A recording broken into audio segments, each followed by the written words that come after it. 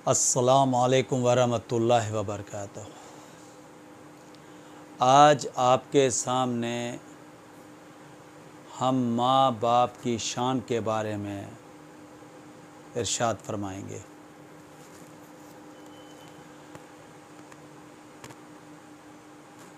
माँ बाप की शान क्या है? मैंने इस लफ्ज़ को बड़ा इज़्ज़त से पुकारा है। क्यों? कि अल्लाह ने इनका रुतबा बुलंद रखा है। मेरे प्यारे नबी सल्लल्लाहु अलैहि वसल्लम ने फरमाया, अगर मेरी वालदा हयात होती और मैं नमाज़ पढ़ रहा होता और मेरे को आवाज़ देती मोहम्मद, तो मैं नमाज छोड़ के वालदा की आवाज़ पे चले जाता। अब यहाँ से आप अंदाज़ा करें कि ये माँ का क्या शान है। इसी तरह से बेटा हो या बेटी हो, अल्लाह की नेमत और रहमत से अल्लाह ताला सुरखरू करता है, औलाद से नवाज देता है। जब बच्चा दुनिया के अंदर आता है और इतनी तकलीफ़ों के बाद, इतनी ख्वाहिशों के बाद, इतनी चाहत के बाद जब अल्लाह ताला औलाद से नवाजता है तो उस माँ बाप का खुशी से फूले न समाए और इतना खुश होते हैं कि अपनी हर खुशी कुर्बान कर देते हैं, अपनी हर चीज़ कुर्बान कर देते हैं और अल्लाह के हुजूर सजदे में गिर जाते हैं और अल्लाह से दुआ करते हैं, या परवरदिगार तेरा शुक्र है, ऐसे माँ बाप हैं। और जब इस बच्चे के लिए जो ज़िम्मेदारी समझते हैं, इसको परवान चढ़ाने के लिए माँ बाप बड़ी जद्दोजहद करते हैं और इसी तरह से माँ उसको बोलना सिखाती है, बाप उसको उंगली पकड़ के चलना सिखाता है और थोड़ा सा खड़ा होने लगता है, घुटने के बल चलता है, तो माँ बाप भी उसके घुटने के बल चलने लग जाते हैं और उस बच्चे के साथ बच्चा बन जाते हैं। बच्चा कहता है, थोड़ा सा बड़ा हो जाता है, खिलौने से खेलता है, बाप अपनी खुशी की खातिर सारे खिलौने ख़रीद के ले आता है। माँ उसके लिए बेहतरीन से बेहतरीन खाने बनाती है, आला से आला खाना बनाती है और अच्छी से अच्छी चीज़ खिलाती है। और शौहर जाता है बाज़ार से अच्छा उसका बिस्तरा लेके आएगा, अच्छे से अच्छा लिबास लेके आएगा, हत्ता कि वो जब खड़ा हो जाता है तो बाप उसको कंधे पे बिठा लेता है। जब कंधे पे बिठा के वो क्या ज़ाहिर करता है? वो ज़ाहिर ये करता है कि ये बेटा मेरे कंधे पे बैठ गया है, अब ये कंधे से ऊंचा जाएगा। आज अपने कंधों पे बिठा लेता है और सबको कहता फिरता है कि ये मेरा बेटा है। बड़े बुलंद आवाज़ से फ़ख्र से कहता है, ये मेरा जिगर है, ये मेरी जान है, ये मेरा हीरो है। हर लक़ब से उससे नवाजता है। जब माँ इतनी खुश होती है, वो भी इसी तरह से पुकारती है, हद तक कि उसके लिए फरमाइशें के ढेर लग जाते हैं। और अगर उस बच्चे को ज़रा सा कीड़े चींटी ने या किसी कीड़े ने काट लिया तो माँ बाप तड़प उठते हैं, और ज़रा सी उसकी तकलीफ़ हो गई, माँ बाप हॉस्पिटल लेके भागते हैं। अपनी जान पे अपनी तकलीफ़ को सब भूल जाते हैं। दिन हो या आधी रात हो, उसके लिए जद्दोजहद करते रहते हैं। हत्ता कि थोड़ा सा वो 18 साल का हो जाता है तो बाप के कंधे के बराबर जब आ जाता है तो बाप फूल जाता है।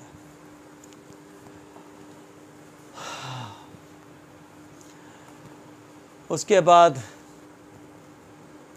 जो जो वो परवान चढ़ता है, उसकी तमाम अखराजात, तमाम उसकी कोशिशें, हत्ता के वालिद के पास कुछ भी नहीं हो, वो अपने बच्चे के लिए जद्दोजहद करते हैं। खुद भूखे रहेंगे, अपनी औलाद को खिलाएंगे। खुद अच्छा लिबास नहीं पहनेंगे, औलाद को देंगे। खुद ज़मीन पे सोएंगे, बच्चे को अच्छा बिस्तरा देंगे। इसी तरह से ये लाड प्यार करते करते परवान चढ़ जाता है।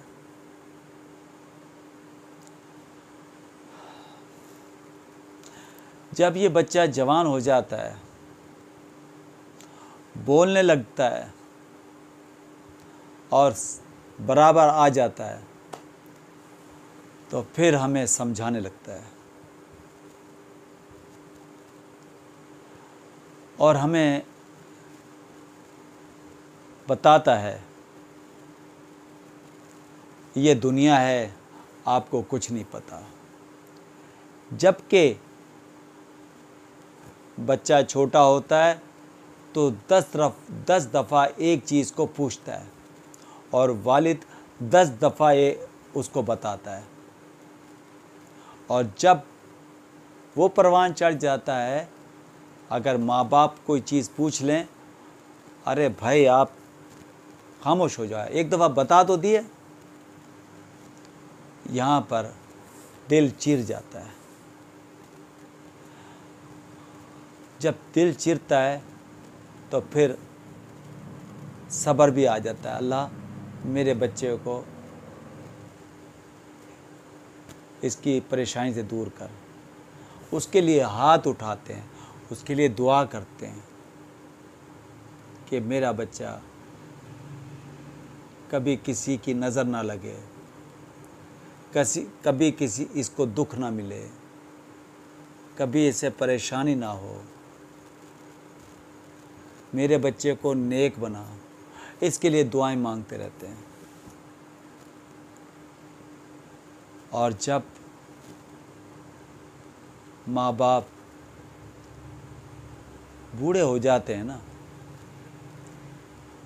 तो वो बच्चे हमें बच्चा समझते हैं। भाई आपको तो कुछ नहीं पता, आप अभी, हम छोटे हो जाते हैं। इसी वजह से माँ बाप का मकाम क्या है, माँ बाप की शान क्या है। वो बच्चों से कुछ नहीं मांगते। माँ मौत से नहीं डरती, माँ डरती है मेरे बाद मेरे बच्चे का क्या होगा। और एक बाप अपनी औलाद को परवान चढ़ाने के लिए उसका मकाम बुलंद करने के लिए अपनी ख्वाहिश को मारता है। गरीब है, परेशान है, भूखा रहेगा 3 दिन तक, माँ भी भूखी रहेगी, अपने बच्चों को अच्छा खिलाएगी। इसी तरह से बाप कहीं भी जाएगा, अपने औलाद के लिए रात दिन मेहनत करेगा, ना दिन देखेगा ना रात देखेगा। जिस्म पे चोट लग रही है, बुखार हो रहा है, बीमार हो रहा है, मगर अपने बच्चे के लिए जद्दोजहद लगे हैं। इस माँ बाप के दर्द को कोई नहीं पहचान सकता जब तक बेटा खुद बाप नहीं बनता, जब तक बेटी खुद माँ नहीं बनती। फिर उसे शायद एहसास हो जाए, और कुछों को हो जाता है। इसी तरह से ये माँ बाप अल्लाह ताला ने बड़ी नेमत दी है आपको, इनकी कदर नहीं करते। और जो कदर नहीं करते वो बाद में जाके अल्लाह के आगे फरियाद करते हैं, या अल्लाह हमारे माँ बाप को बख्श दे, रोते हैं याद करके।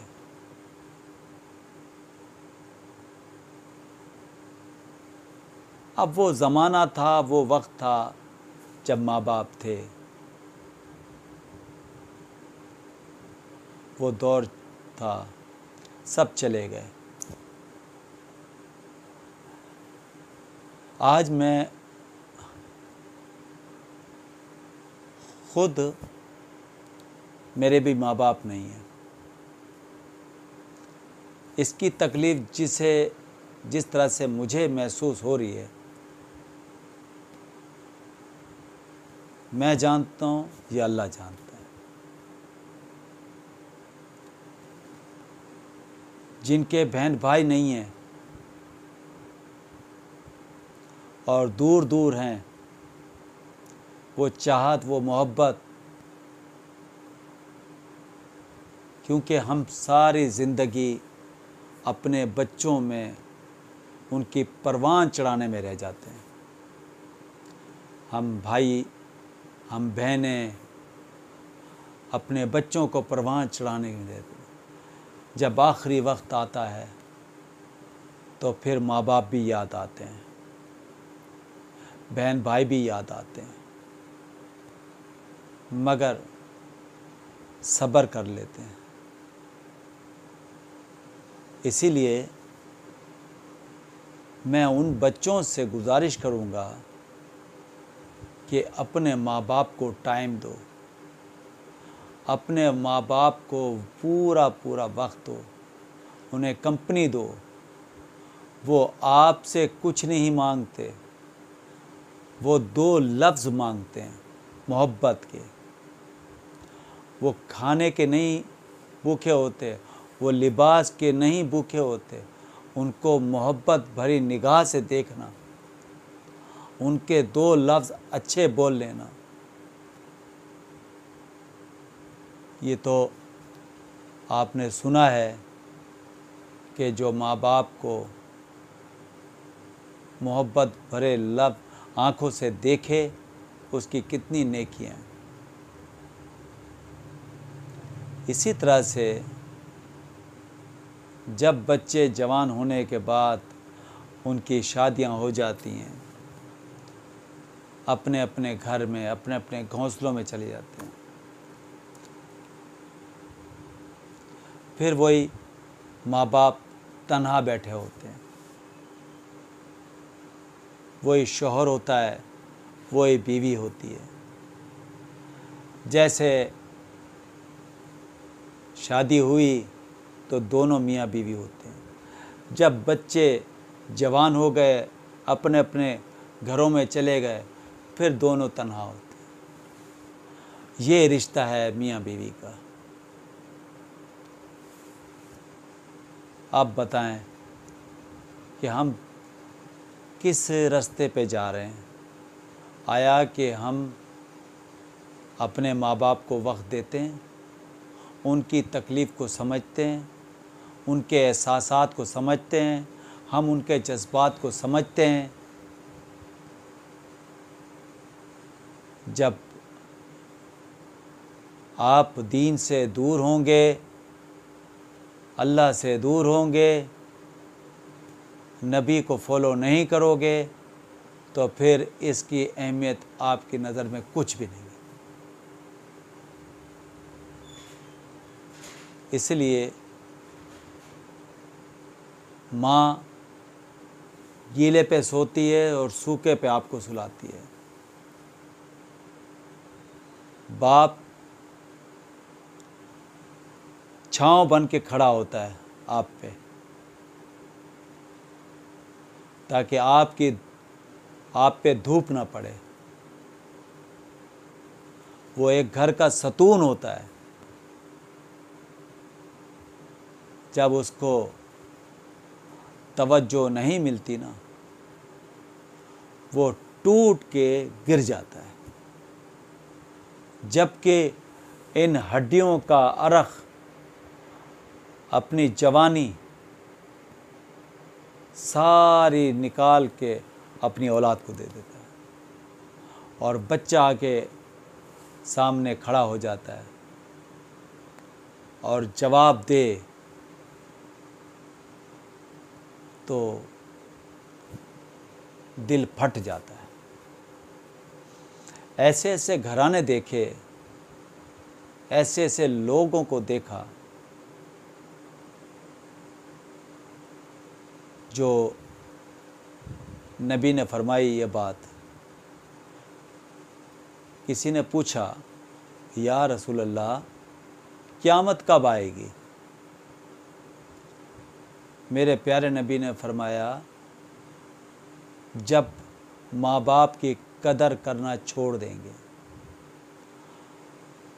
आज ये हमारी दुआओं में असर नहीं है। इसी वजह से हम चले जाते हैं एक बाबा के पास कि बाबा तावीज़ दे दो, जब खुद बाप बनते कि मेरा बच्चा बीमार है, मुझे मारे मारे फिरते हैं। वो कहते हैं चिल्ला लगाओ, चिल्ले काटो, तावीज़ घंटे के लिए जाते हैं। किस वजह से? कि ख़ुद में परेशानियां बढ़ जाती हैं। और जिसके घर में जन्नत खुद बैठी हो, उसको सबसे बड़ा पीर तो माँ बाप हैं। सबसे बड़ी जन्नत तो माँ बाप हैं। माँ के पाँव के नीचे जन्नत है, और उस जन्नत का दरवाज़ा बाप है। इन दोनों को आपने कदर नहीं की तो फिर वक्त निकल जाता है। इस वक्त किसी का दोस्त नहीं होता। जो आज का वक्त है वो आज कल नहीं होगा।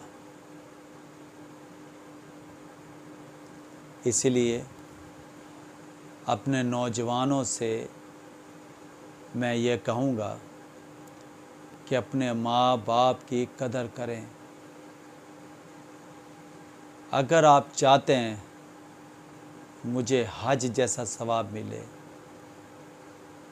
मुझे जन्नत मिले, मेरे घर में सुकून हो, मेरे घर में परेशानी ना हो, मेरी तंगदस्ती ना हो, मेरी दुआओं में असर हो, मेरी नमाज में असर हो, मैं अल्लाह को राज़ी कर लूँ, तो ये सारी बातें माँ बाप को राज़ी करने की। आप सच्चे दिल से माँ बाप को राज़ी करें, आप यकीन करें कि फिर देखें क्या होता है।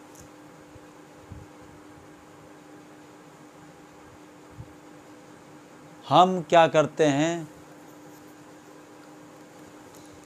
माँ बाप को कसूरवार ठहराते हैं। अच्छा काम हो गया तो हमने किया, गलत काम हो गया तो माँ बाप की तरबियत है। माँ बाप की तरबियत ऐसी नहीं थी। आपके माहौल ने, आपके तरीक़ों ने, आपने रिस्पेक्ट नहीं की, आपने इज़्ज़त नहीं दी, जो आप इस मकाम तक पहुंच गए।